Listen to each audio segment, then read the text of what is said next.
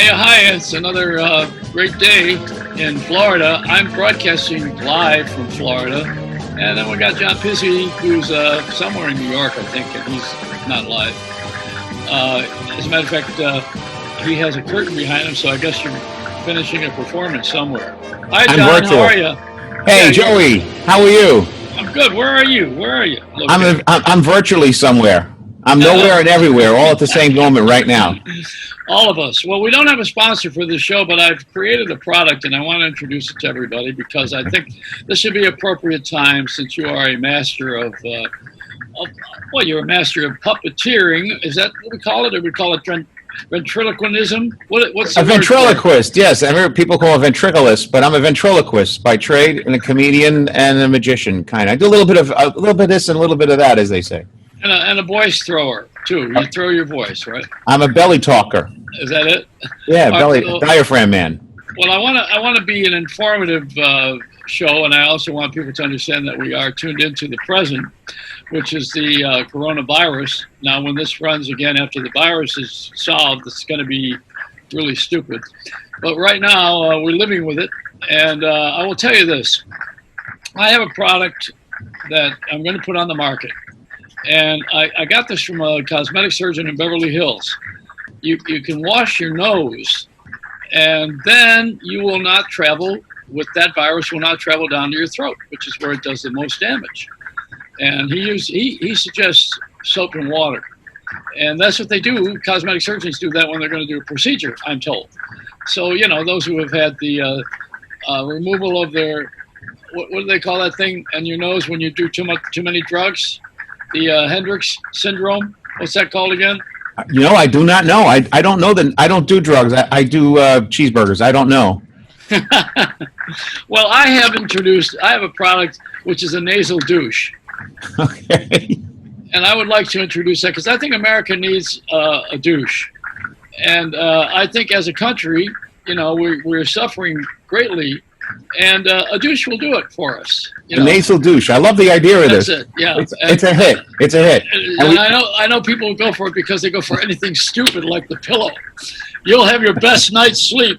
I'll have best night's sleep when I know I'm not going to pay alimony, when I know this virus is over, when I can go back to the gym, when I can get a haircut. That's my best night's sleep. Screw the pillow.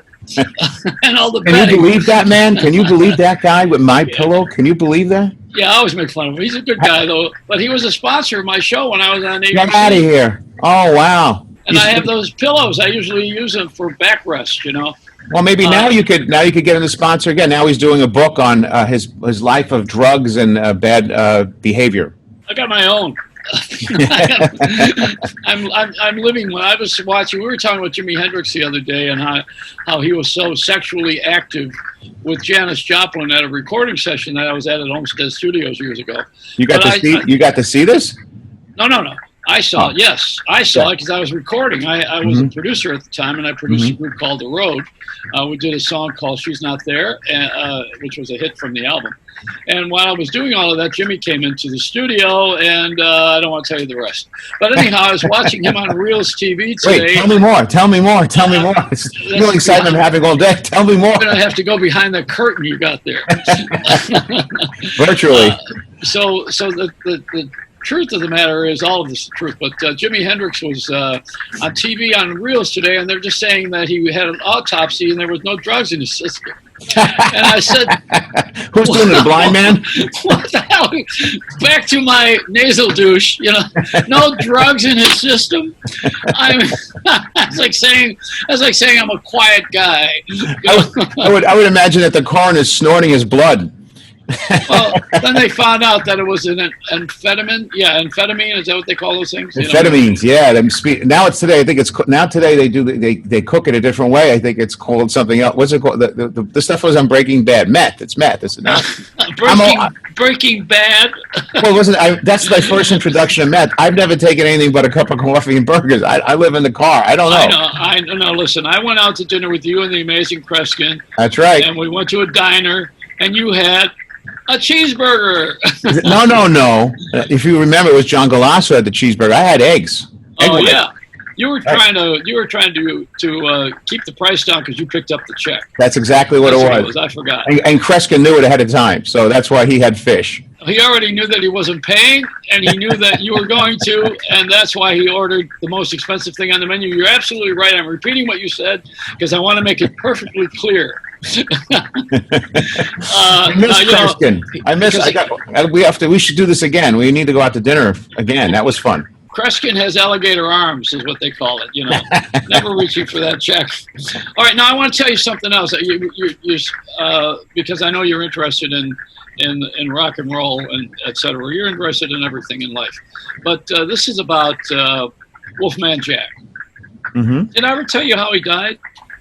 No. I don't know if I ever put this on the air. And I was doing these little Reynolds raps. I've been watching. These are the half-hour ones or more. This is the long form, celebrating quality people who are not necessarily looking for the spotlight but deserve it. That's you, John. I deserve it? Okay. No, absolutely. And this is you deserve a lot of money, a lot of praise, and right now I want to present those people. You're one of them. That's the purpose of this incident. And when I was on WABC and KABC in LA with the show that I had for an hour on a Sunday night, people were only on for about 5 minutes. So we had 16 people waiting to get on, like Ed Sullivan, and they were all mad because they didn't have a long time, being used to being on my long form show in New York, on WOR. I love the long one. Yeah, so now we're back into that. Anyway, it's just the long form is the only way to go. And, people get bored. If you don't like this thing, just put it on hold. And it's a podcast as well, which means sound only.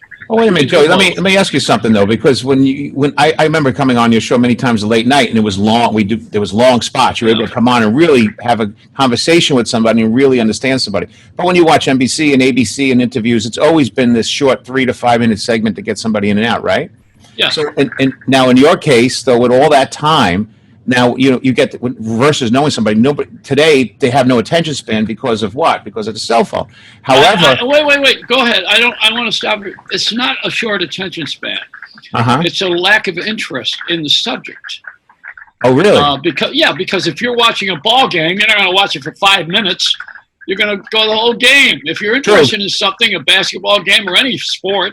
Great point. If you paid $100 to see a concert, you want to see an hour and a half. You're not looking to see 10 minutes. That's a very good point. It's not a short attention span. The attention span that's short is with the executives in the business.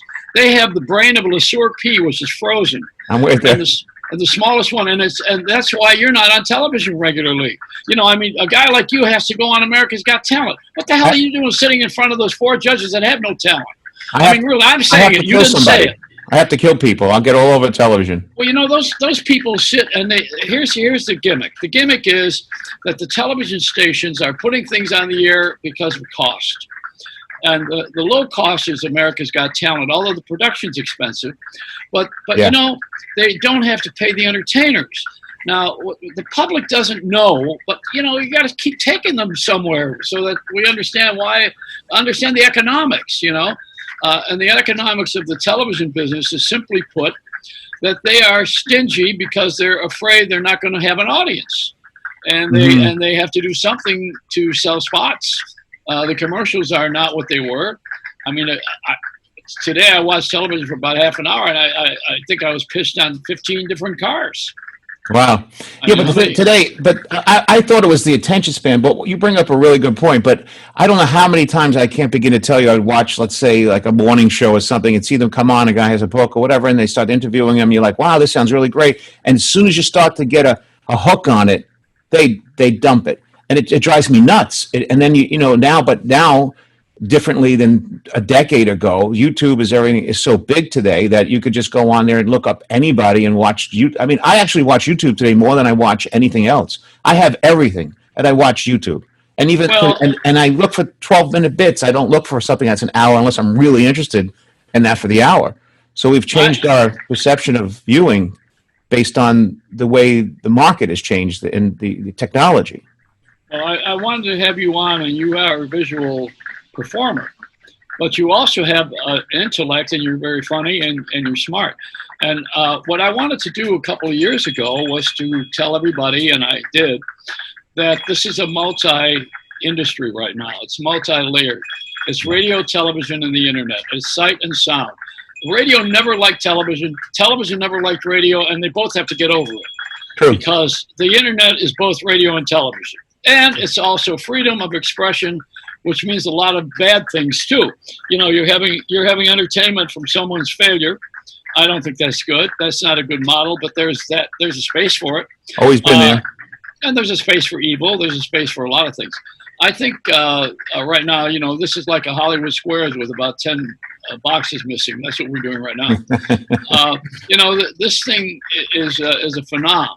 And what's brought it to this place is that these performers cannot make it to the studio. And the people who are running the cameras and all of that, although they are robotic right now, a lot of those people are not able to work. They're not going to put themselves in. Wearing a mask is not enough. So you see television looks like this right now. And it's gotten worse. It's degraded too. And you watch like CNN and Fox News, you see everybody from home with their light in their kitchens and stuff. And it's like, wait a minute, that's what we were doing. And now they're us. It's hilarious. And did you also see how Rogan got $100 million contract with $100 million just by being a prick? That's all you have to do. And you know, I mean, this is the American public, and it's not the public. It's this ridiculous way of counting. You know, how many clicks do you have? You know, I talked to a friend of mine this morning, and he asked how many clicks I have on my on these broadcasts here. I said, I don't care. I'm doing them anyway, and I don't really give a shit how many people watch this. I really don't. I'm using that language loosely. You can't do anything in showbiz and be attached to the results, because it's always throwing things out and seeing what sticks in the world. It's never been, I write a bit and you put it out and it's 100%. You have to fail in so many different ways in order to win it. It's like the lottery, this game. It's always been like this. Yeah, and it will continue on until everybody settles down. And you notice now that people are going out and they're walking amongst us now like there's no disease. I noticed, yeah. Actually, my wife told me that she hopes I get corona, so I have to always wear a mask. Now, John, I have a favorite puppet. You do? Yeah. And I want to show you my puppet. Then I have a favorite of one of your puppets. If I hear your fly unzip, I'm out of here. My favorite puppet doesn't have any mobility at all. That would be a finger puppet, wouldn't it? This would be George Burns. Oh, wow, George Burns. Yeah, I love George Burns. This is a dead puppet. I hope so. I love George Burns and Gracie back in the day. Say goodnight, John. Say goodnight.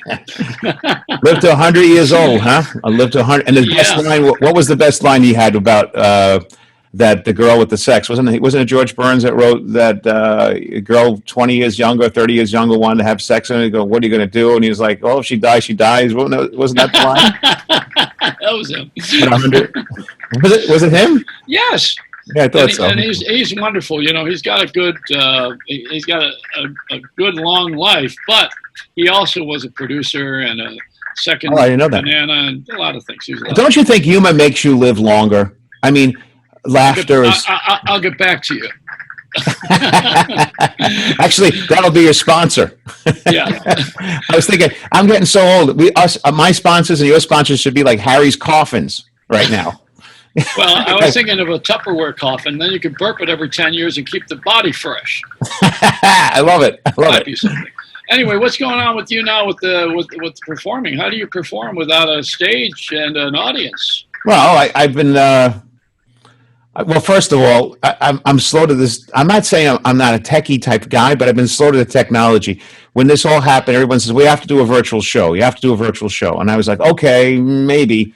But I don't really want to do a show in this environment. I'd rather be in front of people. But because of the conditions, you say, all right, let's give it a try. So I tried it a few times, and I'm not, the people are very happy, but I'm not happy because I don't feel the connection is ever as real as it, like even right now, talking to you to a television screen, it was much more enjoyable having dinner with you in Kreskin in person. This is nice, but it's still not the way it doesn't, and you've been in radio your whole life. So to you, you're familiar with this environment. This is not my forte. But I did a show for 15 years where I jammed the studio with people, as you know. That's right. That's right. So how different is that? Isn't it apples and oranges? Even though it's the same thing, it's apples and oranges in the feeling. Well, you have to surround yourself with people who are on the same wavelength. You know, those who want to be there and those who have something to contribute. I like it. That's an ideal audience, actually. You've had that. I've been to the thing that John Galasso had. It was an informal gathering in Orchard Beach, was it? Is that where we were? Oh, yeah, I remember that. Yeah, that's the one in the Old Bronx. Orchard, I think it was. Yeah, in the Bronx. And Yeah. we were in the basement, and you were entertaining, and everybody had dinner. It was a dinner. Yeah. The money was going to go to the church, and it was a dinner where everybody ate meatballs, spaghetti, veal, whatever they wanted to have. It was very Italian. And then you got up and did your thing, and you knew everybody. You walked to all the tables. They all came to you afterwards. It wasn't a cold, impersonal audience. It was like working the living room. Scarvellos, it was. Yeah, and whatever it was called, it was very, very cool, and I would go there again because you were good. It was a good night. It was fun. You know, it's fun to go to something intimate. I didn't know everyone at the tables. I go to the tables just to meet everyone because I really appreciate, one, I appreciate people coming out. And number two, it's really nice to meet everyone, have a connection with them before a show because it makes it better for the show to begin with, you know. And I like to know what people are thinking, what they want to hear, and I mean, as a comedian, you could do a canned show where you just do the same show over and over and over again. And then when you're a canned act, it doesn't fit everywhere. And it's really kind of nice to be able to have a big brush and say, I'm going to work this one clean. I'm going to work this one, you know, kosher, Christian, edgy, or really nasty, or roasting, or interactive, or just material based. And having that big brush makes you a better entertainer rather than doing the can show. And in the Bronx, you checked for weapons. Worse than that. I have to talk to Tony. John, what is it? Go ahead. I have to talk to Tony on the way in. I didn't mean to step on you. Hey, listen, I want to tell you something. I really want to hear you. I guess it's more. You want to hear me? You don't. Trust me. You don't want to hear me. You don't want to see. This is as far as we're getting right now. We're good. We're good right here. I do. You're great, and I want to. What I guess I'm trying to say is that John is the best ventriloquist in the country that we have. Too kind, Joey. You're way too kind, man. As a matter of fact, what I say about you, I'd like to tell you what I say about you. People say, "How is Joey Reynolds?" And the one word, it's not one word. The one sentence that I have for you is, and I love, and I really believe what I'm saying, a stream of consciousness. I love that terminology because you could take any subject and you have your own stream of consciousness that you grow along with it, and it's always clever and fun and interactive, and it goes from a nasty, sometimes sarcastic, cynical look, and then other times a very spiritual look, which I love that balance of that stream of consciousness. I like it. I can listen to you all day. I grew up listening to your stuff. I really did. Late nights on overnight, midnight to 3s, and I was there. I was like looking for. I'm an infomaniac, but I love podcasts and I love radio. I've always loved information.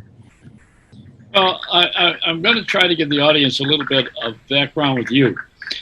There was a wonderful performance at a rejuvenated theater in the New York metropolitan area. The Pelham. Yes, and it was in Pelham, New York. They redid the theater, and they did a taping of his show. Yeah. And John had two comics. You had Steve Marshall with you, who's great also comic, right? Very funny. And then the other guy who was an edgy Dominican, I think, right? He's from the Bronx. He's now living in California. Great comedian as well. He went really long that night too, I remember. Yeah, and you got on there with making fun of the audience. Right, Smokey, Smiling Andy. And my favorite thing in the whole thing, if I'm just going to take a piece out of it, was when there was a black guy with a woman in the front row. Madonna Williams, her name is. Oh, you know the names. I know it now. We're friends on Facebook. Her and her husband. I don't know the husband's name, but I see her on Facebook constantly. She's one of these content creators. And what you didn't say, the puppet said. Oh yeah. And whenever you do, you have someone that does the dirty work. That's like I'm the straight guy. Yeah, I'm the straight guy. Yeah. I'm a nice guy. You are. You know, people don't wind up hating you, but they want to get that puppet. You know what's so funny about this? When I first started doing comedy, I was a magician doing children's shows, right? And and performing for kids is, by the way, harder than performing for adults, because if you stink, a kid will come up to you and tell you right in your face that he doesn't like you and you're an idiot. You know, if he's 5 years old. But when adults sometimes will be kind and just think, God, that guy sucks, you know. So I started off as the kids magician thing, and then later on, when I wanted to do comedy, I went to Pip's Comedy Club in Brooklyn, which, by the way, is the worst place to probably go back then to say I want to be a comedian. But I went to Pip's, and there was a guy on stage who made fun of me and my girlfriend at that time, which is now my wife, and I actually remember being made. He made fun of me and her, and I remember thinking, it was like somebody hit me on the side of the head. I was like, that's the kind of humor I want to do. Interactive, put down, back and forth humor. And that's the moment that kind of said, that's what set me in place of the comedy I wanted to learn how to do. And it was very common to me, because as a kid growing up in Brooklyn on the streets, what did you do? You'd make fun of each other as kids. The guy who was the king, who was ever going to put down the other guy better. And so it was very apropos to growing into that. But you couldn't deliver it without people hating you. Well, John, so that's where the puppet comes in. Let's recap this for a minute. Now, see, you're a puppet guy, and see how interesting you are, and fun and funny. And I have been here with you for 15 minutes, and I already used 2 props. And there's nothing worse than a prop comic, you know, the nasal douche and the George Burns doll. And you haven't done anything except yourself. So that shows your brilliance without the puppet. See, the puppets are not even here. That's a good point. I don't dare. So change that background you got. Can you do that? Yeah, what would you like? Change that cheesy stage. Go to the thing that made comedy clubs famous, which was the wall. The wall. You want the wall? Yeah. And this is the one the Trump built? Well, the one that was done with Jerry Seinfeld, and yeah, there you go. There you go. Even Larry David, all those guys started standing in front of that wall, which is now an Italian restaurant on 45th Street. And you stand in front of that wall and do your comedy. They now have a plaque in there with the remembering all of the great comics who worked there. That's where you die, you know, right in front of that thing. It's like a wall where you get shot. And it's nothing better than watching a comic die. It's hilarious. It's the greatest fun in the world, because we all have empathy for it. When I've died many times, and I have friends of mine die, but watching my friends die, even though it sounds cruel, they don't take it. We come off and we laugh. It's the funniest thing in the world to try something and die. It's hilarious. In the beginning, it hurts when you're egotistically attached, but later on, you're like, all right, it's part of the game. I mentioned earlier that I have a favorite of yours, which is my favorite. And that's that real mean. You got that puppet handy? Do you have any of those handy? I have, yeah. Andy's well, I don't think he's the meanest. I don't know which is the meanest. They're mean in different ways. Like, I have 3 dummies I use generally in all the shows. The first one is Smokey, yeah, which is a small little African-American guy who's a pimp that doesn't like white people. Yeah, bring them out. Let's see. I don't have them here. They're in their boxes. They're not even here. Actually, I have some puppets. I have a rabbi and a baby, but they're all locked up in cases. They're complaining they haven't been out because they only do virtual shows now. They haven't been out in the air, you know. And then I have an old man puppet, which is Smiley, who's curmudgeon and nasty and doesn't like anything. And then I have Andy, who does all the ethnic humor: Italian, Irish, Jewish, Polish, black, you know, all that kind of stuff. He's politically incorrect totally. And then I have some other characters I've been working on. I've been doing a rabbi puppet lately, which is kind of funny. Get the rabbi out. Pull the rabbi out of that box. I gotta knock everything over to get to it, though, Joey. I should have taken it out before. I wish you would have told me you wanted to see puppets. I would have. You know, it's so silly. I'm a ventriloquist. You think I know it? You'd want to see puppets? Oh, I just want to see you do your thing. That's all. But I can pay. Don't worry. So you are always working. So not now like I was before. I was literally, working like every day. As a matter of fact, I haven't been home. You know, I've been home for the last couple months. So how do you get along in America? I went out on the deck and had coffee with my wife. I forgot how nice these things were. I haven't done them. How has it been with Jackie the Joke Man? Yeah, we've been doing shows on Monday night online. You know, Stump the Joke Men, and we have people just come on and tell jokes, and we see if we know them and send some prizes out. And it's just a fun experiment and trying to put 2 comics together and seeing what comes out. It's actually been a lot of fun. I love it. He doesn't sit on your lap, does he, and put your hand up his back? I certainly would hope not. I'd be actually at his age. No, he made Howard Stern very funny because he wrote all the stuff and handed him things. Part of the Yeah, goodness of that more show. than people know. More than people know. Yeah. Is that right? Yeah. Well, yeah. Well, I know that Jackie tried handing me those notes, but they usually were cursing. So I had to have him not on my show anymore. Go home, you're not. You write me a note. Go home, you're not funny. He could work clean though. He could work very clean. I know he's great. He's a great guy. I love Jackie. Where are you now? You're in Florida. I see. It looks like you're in the beautiful, relaxing place. It looks like you're chilling over there. Where this is Florida, right? Well, I'm at the home for the relatively unimportant. And see that background? That's virtual. I just put it up on a slide, and I had two other women who are with walkers. Who are assisting. Yeah. I'm in Fort Lauderdale, and this is the background. It rained a little bit today, so we like that because you got to have rain, otherwise you're going to have any mangoes. They call it God's waiting room. Is it still that way now today? No. This is God's Cuban entrance exam. Are you kidding? No, you know that all the old Jewish women used to hang around famously in South Beach, which was not called South Beach. It was called Miami Beach. And the women would sit on a porch in a fur coat in July, if you recall, and stay at those wonderful hotels, the Fontainebleau, the DeVille, and the Diplomat was halfway between Fort Lauderdale and Miami. I remember.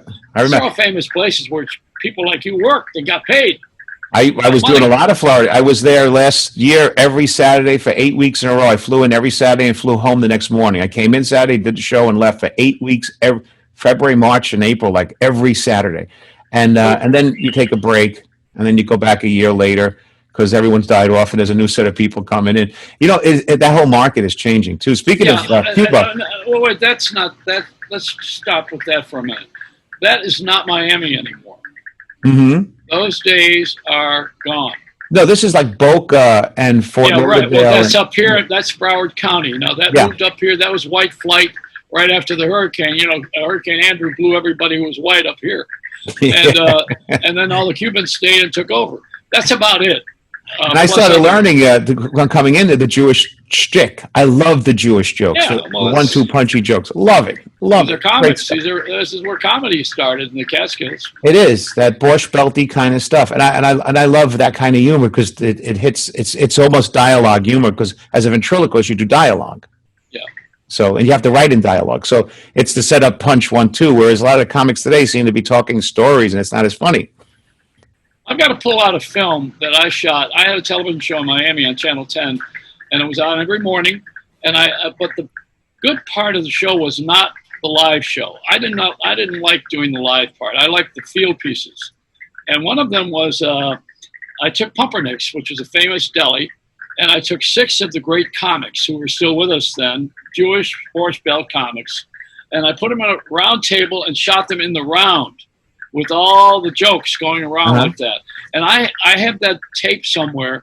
I haven't put that on YouTube. I'd love to see that. This one, when I dig that out, and I will when I get back to storage, after I get back to New York, because storage is like the biggest waste of money in the world. It's like feeding oats to a dead horse. I don't know why the hell America wastes its money in that, but that's a whole other subject. I have one too. It sounds like it's the Friars Club at noon. Those are the in people. 1990. That wall is like the Friars too. Now, are you a Friar? Did you ever join? Yes. Yeah, I've been a Friar for years. Yeah, I love it, but it's certainly changed. It's staying old, and yet it hasn't grown up. It's kind of really in a weird place right now. I think but I do love old time comedy. I love comics. Comics are the greatest people because the thing with comics is that a lot of them are flawed in some way. You have to be a little flawed to be in showbiz on some level, and a lot of comedians seem to have some flaws. But it's that vulnerability that makes them funny. It's the pain or the conflict that creates that humor. So I just love being around people that are funny, and I will say it does make you last longer and live longer. Look, I'm 100. How old are you? We're doing good. We're good.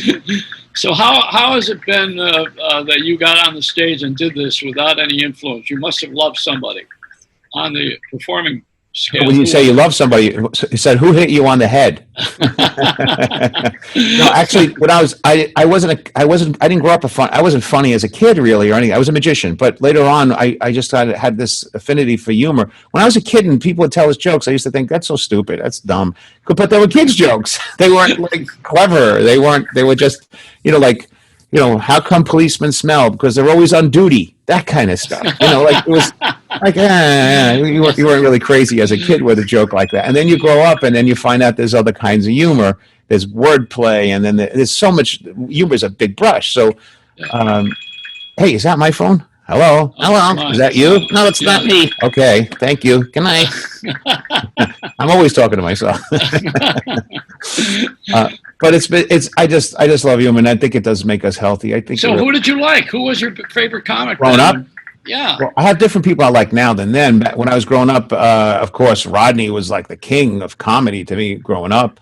I started off with Jonathan Winters as a kid, and then later on I realized he was a character comedian, and then I got into understanding material. I used to stay up late at night to watch The Tonight Show just so I could see that spot, whoever they put out. And it was always a variety act, a comic, a magician, a variety act of some sort. And I didn't care about the show. I just cared about that clip, which today those clips are into its own show, but back then. And Rodney was a influence because he had the 1-2 punch. Yeah. I liked also Ventriloquist in those days. I liked Senior Wences. He was terrific. And I think, we have to have respect always for Paul Winchell, Jerry Mahoney, and also Edgar Bergen. Yeah, and Charlie McCarthy, which we always credit both. Do you notice that? Yes. Well, they shaped up. As a matter of fact, they were like Edgar Bergen was such a celebrity back in those days. He was a national icon. I mean, that's how big of a celebrity he was, And I actually met his daughter in Vegas, and I have pictures with her and my black dummy, actually, which was really interesting. She wrote a book called Knock Wood, which is really about her father's life, which was really, I read it twice. It was really interesting. It's interesting to anybody, even if you're not a ventriloquist. It's just an interesting how it is to grow up with a ventriloquist as a dad. It's weird, It is. What we do is weird. Well, Edgar Bergen would move his mouth, but he was on radio. Yeah, exactly. And Paul Winchell, they said, invented the Jarvis heart, and they took it from him. And and nobody really acknowledges that as well. Oh, I think doctors know that, surgeons know that he was the wooden heart guy. It was wood, wasn't it wood? I don't know if it was wood. I just remember this whole story was bizarro. And then in the 70s, I became a ventriloquist because in the 70s there was soap came out, which Billy Crystal and everyone. And I remember there was Jay Johnson who had a named Bob. He had a puppet on there, and I remember watching that, thinking how great it must be to sit there with this little guy and say things that you can't say and get away with it. I remember thinking it was the most brilliant thing in the world. And I made my father buy me a puppet. And what was it? What did he buy you? A little boy puppet. It was the very first puppet I ever got. It's called Andy. And it was the original Andy before he transformed into the $10,000 puppets. It was $175 in 1970. It was the big snowstorm, so it may have been 78 or 76 that it came in. And my father was an old Italian guy off the boat. And I went to him, I said, Dad, I know this is going to sound really, but I really, really need you to buy me this. And he's like a old little Italian guy. And he was like, what do you want? I showed him the catalog. It's this puppet. And he goes, you want a puppet? What do you mean you want a puppet? And I said, I really want this. What's the matter with you? You want a puppet? And I'm like, yeah, I really, really want it. And he's like, he didn't believe, he thought it was like the most insane thing in the world. And he bought me the puppet, and then that began this life of insanity. Well, I'm from Buffalo. Yes, I lived in Buffalo, by the way, for many years. I didn't know that. I lived in Newfane, New York. Oh, well, we had Howdy Doody. That was a puppet. That's right. That's right. But he wasn't really a puppet. He was a marionette. Isn't that right? Was there a difference? He was. Yeah. Mm-hmm. Big someone difference. That's done from the top. And then the others were Kukla, Fran, and Ollie. That was a hand job. and then the other things that came along after that were the Sesame Street gang. Huge. That became huge. Yeah, but that's handheld Muppet puppets. Yeah, so that's not a marionette, and it's not a puppet. It's a Muppet or It's a soft puppet versus a hard puppet. I like the hard puppets more than the soft puppet. I actually have a dog over there I was playing with. It's a soft puppet. I like because you get a lot more character out of it than a wooden dummy, because a dummy is limited. However, I just love the wooden puppets for some reason. And you're not going to bring any one of these over? I got one dog, but I don't do this character every day. That's okay. It doesn't matter. Do it now. All right. We got to see something here. You got to. Boy, I'm so unprepared. You're not. Come on. I just thought you wanted to talk to me. I didn't realize you want to talk to the puppets. I do want to talk. Look, you could talk to the animals. So this is something I'm just playing with. This is hey, say hello over there, over there. Where? Right over there. Right there? No, over there. Where? Look into the camera. I don't know a camera. Right up there. That's the camera. You see it? All right. You see that guy to the left? Who's that? That's Joey. Hi, Joey. Hi. All right. Hi. How are you? All right. I'm good. What's your name? I don't have a name. Spot. How about sooner? Because the sooner we get rid of you, the better it'll be. Just a bad joke, Do you do bad jokes too, or is it, do you do bad jokes? I haven't learned any yet. Well, why don't you say something to Joey? What do you mean? When you look at him, how do you feel? Sick? No, you're sorry. That's not nice. Joey, I'm sorry you're making me sick. All right. Say something nice from inside. All right. What was that? Dinner? All right. So this is something I'm just like, this is a look at he's just off. You're amazing. This is something I'm just playing with for family type shows, and I bought a couple of different soft dummy dogs. I don't really do a lot of soft puppets. I do more wooden dummies, and gets more character out of them. But the whole thing about ventriloquism is that you have to create a character. In other words, you should take something out and you immediately kind of know what it is.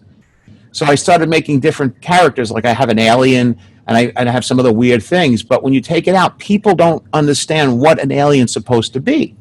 If I say to you alien, you think illegal. I know exactly where you're going. You're thinking. I'm thinking back to Miami. Speaking of which, you said Cuba before. I was like, what's the Cuban national anthem? You know what that is? No. It's row, row, row your boat. Oh, cool. Speaking of that, I was thinking of this today too. My kid comes over to me and says, "Hey, do you have a bookmark?" I said, "You're 12 years old. You don't even know my name is John." That's great. That's great. I didn't tell you this, and I don't think I've ever mentioned it, but I opened a club in South Beach when this is the beginning of the turning of South Beach into an other than it was not God's waiting room anymore. And Woody of the Rolling Stones opened up a club, and upstairs on the second floor were his paintings, because he's a wonderful artist, And I opened the club. I was on WSHE at the time in Miami, and it was a rock and roll station. And he had me there, and we had Joe Cocker and some of the people who were big rock and roll icons, and of course Woody. But the Stones were expected to show up, and of course they didn't show up. Wow. But the opening was terrific, and I wanted to mention to you that was the beginning of when Versace came later, and Madonna, and all of the people who changed the complexion. And it was just there was a place on the end of South Beach called Penrod's. But you would have been perfect for the Coconut Grove crowd. Do you know that Coconut Grove had a great crowd? No, I've been to South Beach, but I don't know the Coconut Grove. But to me, it's like a big, beautiful Art Deco upscale. No, there was a great comedy club with Robert Schimmel used to play there. By the way, yeah, you asked me who my favorite comic. That is one of my top 5 favorite comedians, Robert Schimmel. Well, he was a good friend, and boy, was he. Was he really? Yeah. I never worked with him. Well, he lived with the warm-up guy for Letterman. He lived with Eddie. Well, Eddie Brill? Yeah. It's funny. You know who else lived with Eddie Brill? Was the comedian with the red hair from Boston that... Carrot Top? No. As a matter of fact... Joey Carroll. Is that who it is? No. I used to go to all the festivals, I emceed them because one of my friends was Danny Davis was a promoter, and we had a a week-long comedy festival in Vegas, which is where you belong, incidentally. I was actually at one of those years ago. I did one. Yeah. With Wow. Danny. Yeah. No, it wasn't Danny. It was somebody else. But I do remember doing a comedy festival in Vegas. I met a lot of people. Were you at the Tropicana? I don't recall. Do you remember? Well, anyway, you belong there. That's what I'm getting at. You belong. I would love to be. I would like to be there permanently. Actually, I used to, ironically, I used to work the Riviera all the time, like 4 or 5 weeks a year at the Riv for like a week at a time. And I loved working the Riv because it's old showbiz. When you walk through the halls of upstairs at the Riv and you see, Rickles and all these great people, black and white pictures. It's like the Friars Club. You walk in, it's like, this is so cool. It's got that beautiful ghostly feel of the past Except the Friars has all of them really hanging there. Yeah, well, I'm actually, if I don't get back to work, I'll be hanging myself in the studio soon. I'm like, but the Riv was a beautiful place to work back, and then I didn't really work a lot of other clubs in Vegas because I was working the Riv so much. I didn't want to be like the kind of guy taking the other side of the fence. And then it closed. And then I never cultivated any other work there in those clubs, so I really don't work the clubs there anymore. I guess I could, and then I started getting hooked into other things like corporates and privates, and you just wanted to move on. And so, I'm not a big club guy. I'm not a big club act. Riviera was owned by Menachem. He died. He passed away. Yeah. But, his wife wanted to be a performer so badly. That's why he kept the thing going. Matter of fact, she did. She wanted to be an actress. They put her in a play. She played The Diary of Anne Frank. And her performance was so bad, everybody in the audience was saying, she's in the attic. but that was a great club. The Riviera was great. But it was a great club. You should be at the MGM. They own a lot of resorts. You could be at the Aria.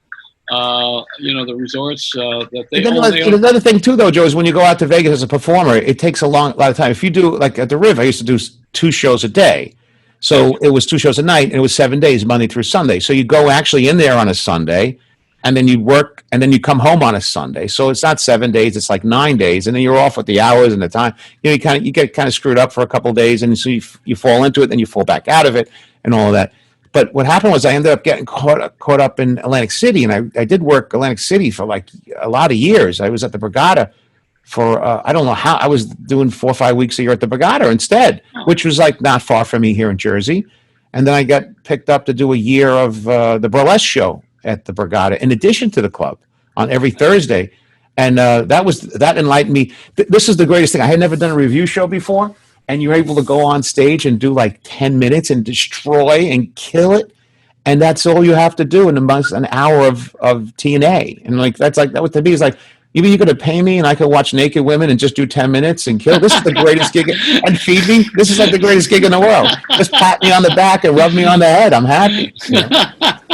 Now, and doing reviews was a lot of fun. And that doesn't really exist anymore. That was a thing of the 80s and 90s and, those big review shows, I wish I had known you were there. I never saw you work in a club. It was great. It was great. I didn't know that you had that history, but you do definitely belong in a residency in Las Vegas. Thanks. I have other history too of gout, heart disease, diabetes. I have lots of history. And I also didn't finish the sentence until they open up again. Yeah. Well, I think they're actually opening up, I believe, June 1st is what I heard. Yeah. And I also heard the Borgata is opening up, but they're going to open up with just seats for gambling and not the restaurants at a club, which, by the way, to me doesn't make any sense at all because you could go online and gamble. Why do you need to drive there and play cards amongst people 6 feet away? It doesn't make sense.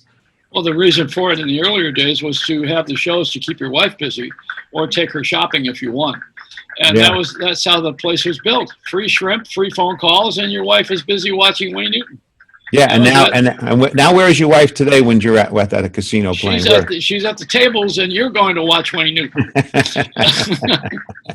it's a whole different world. It is different, and everything's different. Everything's different all the time, but that's what makes life fun. I mean, you and I were talking about. It does make fun, and it's not only that; it's the perspective. It's such to show you different bit. But I will say though, I must be getting curmudgeon-y like the old puppet because I look at a lot of things that are going on. I just don't agree with some of this stuff. I'm not a political person at all. And I'm not even talking politics here. I'm just talking about I feel like we've been asleep at the wheel for a long time. I'm just starting to wake up and go, whoa, what happened here? And I'm not even talking politics. I'm just saying, everything's changed so rapidly. And I remember being so for huge changes. And now I'm like, well, let's pull the brakes back and let's look at the fishbowl a little bit differently. Well, that's why you need my nasal douche. This will change your life dramatically. I'll do the commercial for you. Nasal douche by Joey Reynolds. Tastes like cheesecake. All right, now listen. Here, along what you're saying. Yes, everything is changed. Everything is different. It's not normal. I don't think it's normal. I think I don't call it normal. I call it regular. Normal is, I've said it before, is a setting on a dryer. I don't believe in normalcy. Where's irregular? I did not raise my children to be normal. I don't want them to be normal. I don't want them to be abnormal. I want them to be excellent. Agreed. And I would like them to have quality like you have. It's funny because I remember growing up as a kid. I look back at it now. They put us in these brick buildings that look like what's behind me right now and didn't tell us anything I needed to know. They told me about the War of 1812, which is totally redundant. You should have told me how to invest in the stock market, how to make a living with my brain, how to be creative. They didn't teach you anything. They gave me numbers and facts and figures that to me today is useless to me. It makes no sense. So I would, as a dad, you want to raise your kids to be smart in the way of the world. It's better off growing up outside in a corner sometime to me than it actually is being educated to death. Well, to become part of the machine, rather. I went to Catholic school and I was a cross-dresser, and they talked to me about becoming a nun. So, sometimes you have other issues. You're a transistor. There's and a sister. That sounds like a Freddie Cannon record. So why do we not have big? Why do you and I? Why are we not on national television with a big success? And this is on the high end now. And I'm just asking you in a plain setting. We're having fun. We love each other. I know we do. I love you. I love you back. And we got our talent, and we know that, and we're solid, and we're sober and clean, and all this other stuff that we're supposed to be. But why are we not getting the celebration from that big Wizard of Oz in the sky that runs these things? Why does that escape us? The Illuminati. It's the Illuminati. Who the hell? This is, again, like I said earlier, it's a numbers game. It's just totally a numbers game. And it just, you could do one thing. I've seen it happen. I have friends of mine, the comedians, that have become so successful. And by the way, one thing about you and I both, as you know, is no matter what goes before us, I don't let my inner candle flame flicker about it. I'm not bitter. I'm not angry. I'm actually happy to be healthy and making people laugh. I love it. And I miss, as a matter of fact, I shouldn't say this, but I will. During this time that we've been off, I did a show during Passover for a Orthodox family. They asked me to come to the home and do it. And I said, I don't know if I can go out. I don't want to catch that. I had already had this virus, so I wasn't really concerned. I think I had antibodies, so I wasn't worried as much. So I ended up performing a show for a group of like 10 people in their living room, and they were like in a deep, square, sunken living room, and I was in their kitchen performing to them. And I hadn't worked for like 6 weeks or 5 weeks or whatever. And there was I saw a mom, a dad, 3 or 4 little kids, a teenager. I was doing my act with the dummies, and they're crying, laughing, and slapping the knee. One of the kids fell off the couch, and he's like, and he's laughing.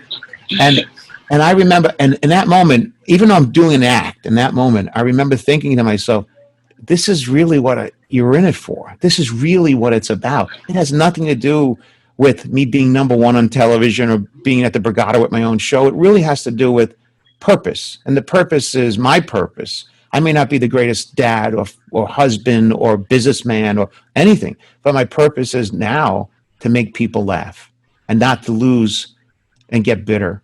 So, I know I'm getting serious here for a moment, but in all honesty, that's really what it is. This is wonderful. It's purposeful. I'm so happy you said that, because you can't say it in your show, otherwise it's too long and it won't get a laugh. You got that timing down.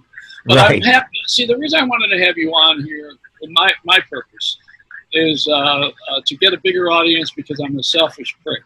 But the other part is that I want to have you on because I know that you have the right attitude. I want to tell everybody why. John did a performance in Pelham, New York, that I thought was excellent, and I tried to present it around. I'm not going to mention names, Netflix, But I put the thing out there for Yes, you did. to be Yes, you picked did. up, and I kept on it and kept on it, and I couldn't understand. They found every way to not look at it. Then when they looked at it, they found every way to say, well, it needs to have a certain 5K technology, and then I said, well, we can always augment that, segment it, do it over again, and no matter what I did, the resistance was large. And I thank you for it. No. Wait a minute. From my heart.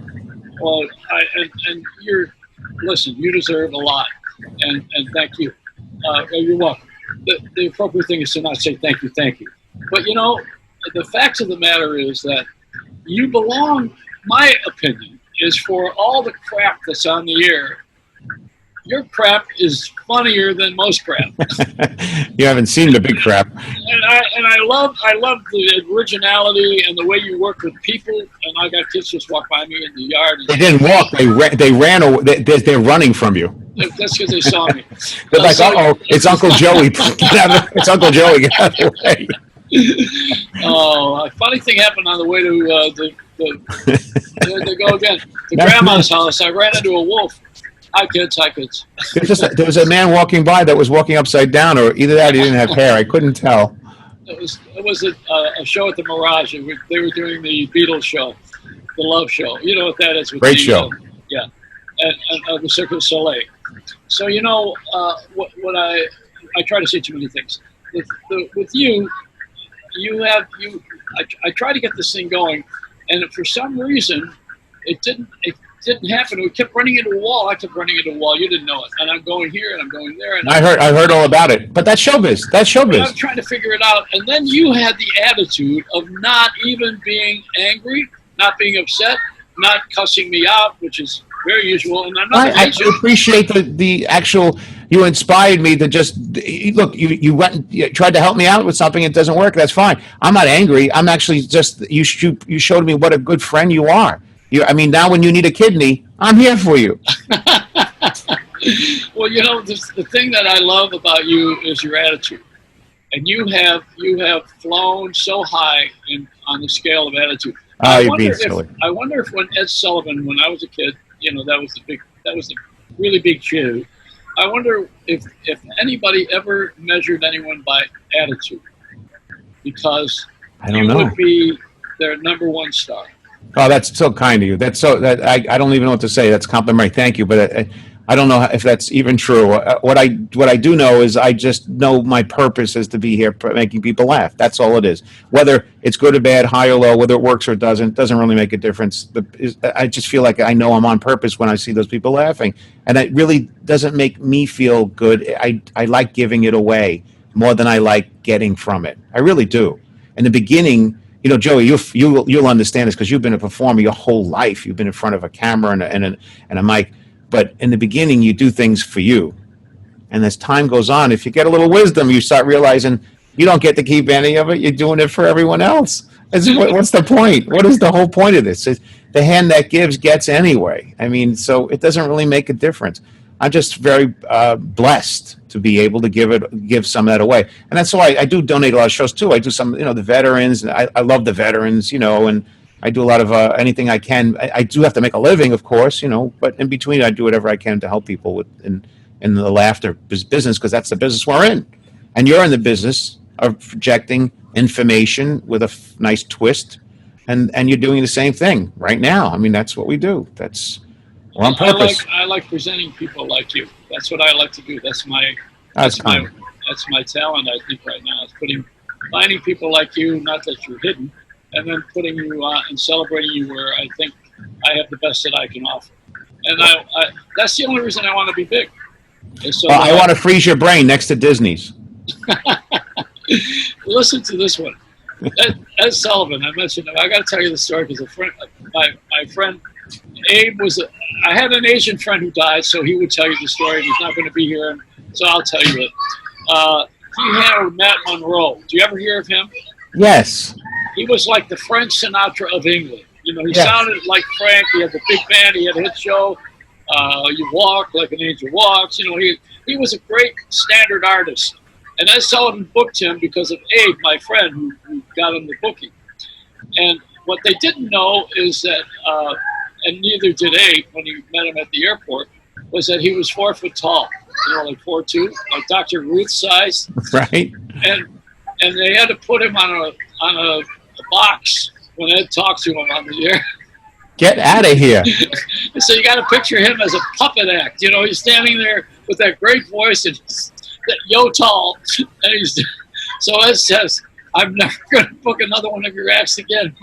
Almost threw him out of the business. But I love that story because it's an attitude. Too bad he back in the day he could have used a couple of my pillows. So John, where are we going from here? What do we do? I'm doing my virtual shows. I'm doing virtual shows right now here on Zoom and all these shows for people. I'm doing comedy, magic, and mentalism. I'm doing Tuesday night a roast where I'm roasting. A company hired me to roast their employees online on Zoom. Wait, who are you roasting? A healthcare company on Tuesday for their employees. I'm roasting their employees. So I'll just do lots of jokes and interact with people on the screen and have a lot of fun. And then I'm doing some shows. I just for my own sanity, I've just been interviewing some people just to have fun. I'm talking with Jackie. We do the show on Monday night. I'm talking about the 70s stuff and toys that we grew up with. And I can't wait for it to open back up. And I have a couple other things. I wrote a couple of scripts and things that I want to try here and see if it sticks. And if it doesn't, again, I'm not attached to it. I'm just going to throw it out and see what happens. I have Dr. Smiley, my puppet. I'm making him into a therapist that we'll put on the couch. Maybe I could bring you in and have Dr. Smiley speak to you. I want to talk to that mean black one you have. What's his name again? No, Dr. Smiley's who you want to talk to. He'll bring you on and I'll say, "What do you think of Joey?" He'll go, next. So the line that was, I hope I don't get in trouble for this one, but the line that your puppet had to the bald black guy was, "You look like one of Oprah's tits." You look like Oprah's tit. That's what you said. His head, right? That did it for me. Dan, I forgot that line. I forgot all about that line. Yeah, I didn't. I got notes. That's a very funny line. You see, I'm good. You reminded me of that. Next time I'm in this situation. Next time. And kids are going by. I can't tell a tit. Yeah, don't tell those dirty. Yeah. So bring Jackie the joke man. He's not going to make a toy out of your puppets, is he? Because every time he makes a toy out of something, the thing. I told Jackie, he's the greatest guy in the world because he's the only guy who could take something like that is given for free. I said to him, it's like water. People taking water and marketed and made money when it comes out of your tap. He's taken the idea of a joke and made all these things. You got to give him credit. Oh, I do. And you tell Jackie when you see him that I have the nasal douche, and I'm introducing the body condom. The body condom, full size? Yeah. I'll need an extra large. You've had enough. John Pizzi, now you can watch him. Now, let's give some plugs here. Where can we see you? You can see me on Zoom, unfortunately. No. Where do we go to see you? You can see me johnpizzi.com, JOHNPIZZI.com. P-I-Z-Z-I, John Pizzi. Right, and I'm on Facebook at John Pizzi and Andy, ANDADNY, and Andy, John Pizzi and Andy on Facebook, and I'm on Twitter and Instagram and all that stuff, sure. Yeah, you're on TikTok? Yeah, I just did one or two. I'm not really a TikTok guy yet. Me too. I don't want to dance with anybody. Yeah. So you know the thing that I want to go back to this for a second before we leave. The puppet. I said it earlier, but it got lost in the translation. The puppet and the puppeteer. The artist and his sidekick were mentioned together. Edgar Bergen and Charlie McCarthy, Paul Winchell and Jerry Mahoney, and you just did it, John Pizzi and Andy. Yeah. Is that right? That's my Facebook page, yeah. Oh, so what is it? Why does the puppet always get equal billing as the master? Is that common these days? I don't know. I think when most people do one character. Yeah. So it'll be like Chuck and Bob, Tom and Bill. It'll be like that kind of thing. Like that's the way hey, great ventriloquist, Bob and Bill, whatever. Andy was my very first character. I could actually go out with that one dummy and do an hour show with just one dummy, just working the crowd for an hour. So, and he was my number one. And I used to think he was the bomb. That was the greatest thing in the world. And then all of a sudden, apparently, I said, let me try something else. So I took in an old man character. I took in a baby. I took in all these different characters. And I started, some people at the end of the show would go, I love the little black dummy. Or I love the dog puppet. Yeah. And I'm like, what about Andy? Oh, he was good, but that one is great. Or the old man. I'm thinking, something? I learned something by listening to people. it's not just me, John Pizzi, and Andy. It's whatever that fits that audience. So having a diverse, it's like a caterer. If you just sell one thing, you only have one thing to offer. And now I have the dollar menu with the soft, cheap puppets, and I have the good stuff. We have a big brush, and that's the way I like to keep it diverse. John Pizzi, Pizzi. Thank you, John, and tell the Thank dog you. I hate her. Him. Yeah. Joe, it's always a pleasure. Love you back. You're great. All right. 60 minutes on the dot. We didn't take a break. John Pizzi, Pizzi. Go to his site, follow him wherever you see the name. Hey, let a smile be your umbrella, but don't get him out to the rain.